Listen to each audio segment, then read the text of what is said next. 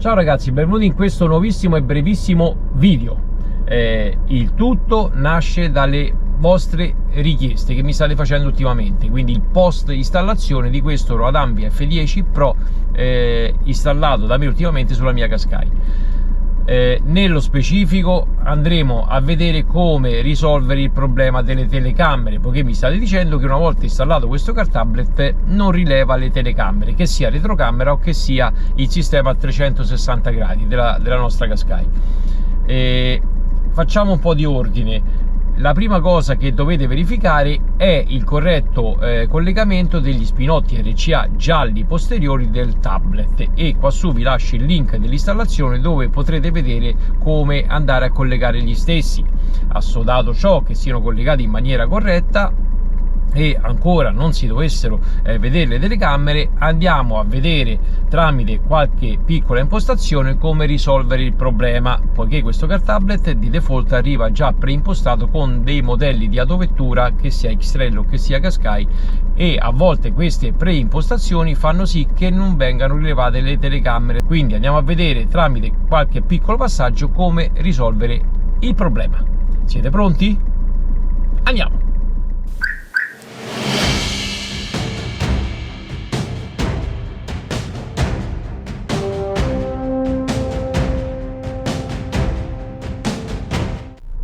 Eccoci qua, andiamo ora a vedere come selezionare il modello di autovettura, che sia una X-Trail o una Qashqai, direttamente dal menu impostazioni di fabbrica. Per accedere a quel tipo di menu dobbiamo cliccare su questa icona e selezionare Car Infotainment. Andiamo qui e andiamo su About Davis e clicchiamo su questa rotellina.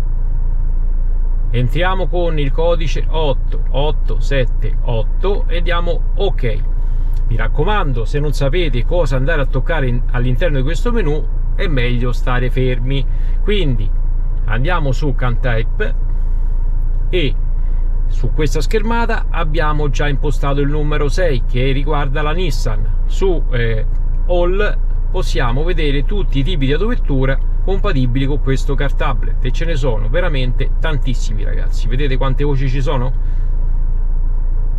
Questo car tablet è compatibile con tantissimi tipi di autovetture, ma quella che interessa a noi è la 6, quindi Nissan. Dobbiamo cliccare su questo numero, quindi del menu numero 6, e da questa finestra laterale ci appare una serie di autovetture. Di solito di default è diciamo selezionato una delle due, quindi la seconda o la terza. In questo menu dobbiamo andare invece a selezionare questa voce subito dopo Juke. Selezionando questa voce ci abilita le telecamere o la retrocamera dell'autovettura, in più esce fuori questa icona, ok, fluttuante, che possiamo sistemare dove ci pare all'interno del display. Una volta selezionato questa voce dobbiamo fare salva. Io adesso non lo faccio, altrimenti mi va a resettare le impostazioni del DSP. Fatto ciò, torniamo indietro e deve necessariamente funzionare tutto. Quando mettiamo retromarcia dobbiamo avere la schermata delle telecamere, ok, con tanto di parcheggio assistito. Ripeto, c'è anche questa icona fluttuante che una volta che viene richiamata ci attiva le telecamere a 360 con la frontale e il 360. Cliccando una seconda volta ci apre la frontale e diciamo la laterale sotto lo specchietto destro. Cliccando nuovamente torna alla home.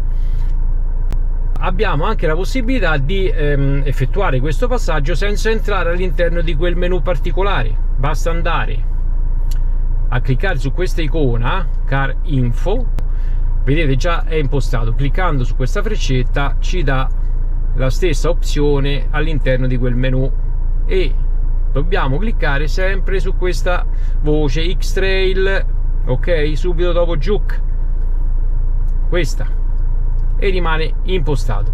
Poi possiamo anche andare a impostare il linguaggio. Andiamo a selezionare dalla freccetta. Vedete, queste sono tutte le lingue supportate. Dobbiamo andare a selezionare italiano. Fatto ciò, torniamo alla home e ripeto, deve funzionare tutto, ok?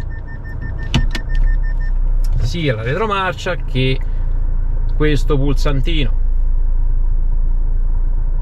ok?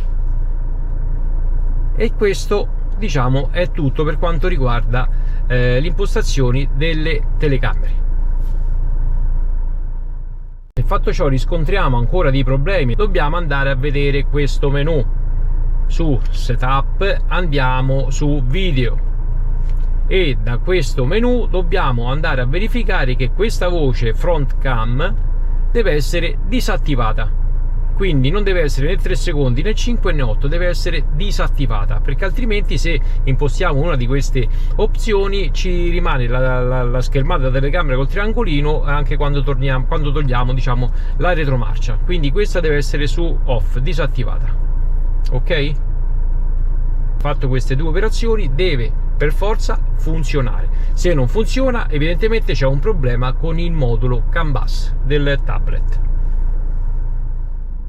Bene amici, questo video termina qui. Sicuramente ci saranno altri piccoli tutorial che pubblicherò per quanto riguarda questo Rodan VF10 Pro. Spero di aver fatto cosa gradita a chi mi aveva chiesto come andare a sistemare le telecamere di questo tablet. Per qualsiasi altra informazione, perplessità, dubbio, non riuscite a fare una cosa, scrivete nei commenti il problema, mandatemi un'email, cercatemi su Messenger, insomma contattatemi e vedrò se riesco insomma, ad aiutarvi per quello che mi compete. Ovviamente io non sono né un tecnico né un professionista, dove posso arrivare io cerco di aiutarvi nella maniera più semplice, dove non arrivo io ovviamente mi avvalgo del venditore. Vi dico questo perché a settembre-ottobre dovrebbe uscire il nuovo Dasaita, quello con processore Snapdragon Qualcomm, quindi quando riceverò quel tablet in prova per testarlo chiaramente non avrò più a disposizione questo Rodan. Per chi ha qualsiasi problema approfittate finché avrò il tablet a disposizione, dopodiché non potrò più aiutarvi.